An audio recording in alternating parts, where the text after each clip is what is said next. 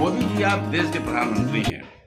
देश की जनता ने आपके उस रूप को पसंद किया था जो रूप आपका गुजरात में था, या जो रूप आपका भारत के प्रधानमंत्री बनते समय 2014 में था। जनता आंख मूंद कर आपको वोट नहीं देती है। हमारे देश की अधिकांश जनता देशभक्त है, उसको देश पहले नजर आता है।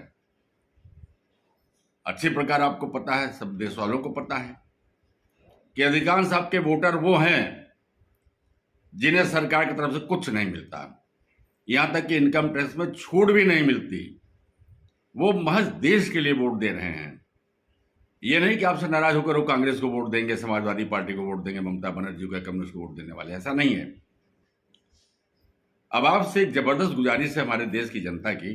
बंगाल में वो अवसर वो आया हुआ है, इसके पहले आपने कई अवसरों पर चूक की है।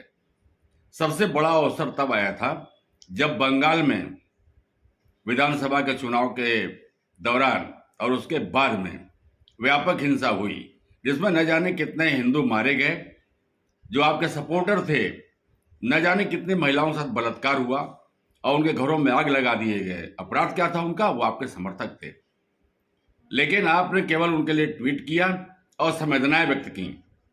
आपको उनके लिए जरूर कुछ ठोस कदम उठाना चाहिए था। वहां भी राष्ट्रपति शासन लग सकता था। आपके सीबीआई, ईडी, उसको वो जाने से ममता बनर्जी ने रोक दिया था। उस समय भी आप खामोश रहे।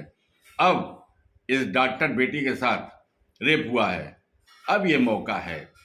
मोदी जी, इसको मत चूकने दीजिए। मैं निश्चित रूप से कह रहा हूं, ये आपकी ताकत को बढ़ाने वाला होगा।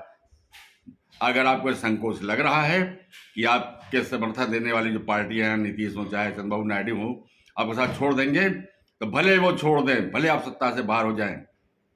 हम लोग ये चाहते हैं कि आपके अंदर सत्ता के लालच न रहे। आप सत्ता के मुंह में केवल पढ़कर राष्ट्रपति शासन नहीं लगाएंगे तो ये और आपके लिए भी अहितकारी होगा और देश के लिए भी होगा। इस समय बेहद जरूरी है कि बंगाल में राष्ट्रपति शासन लगे और केवल इन घटनाओं को, हत्याओं को, बलात्कार की घटनाओं को के अलावा ममता बनर्जी बंगाल को पाकिस्तान बनाने पर तुली हुई है। जिहादी वहां सक्रिय हैं।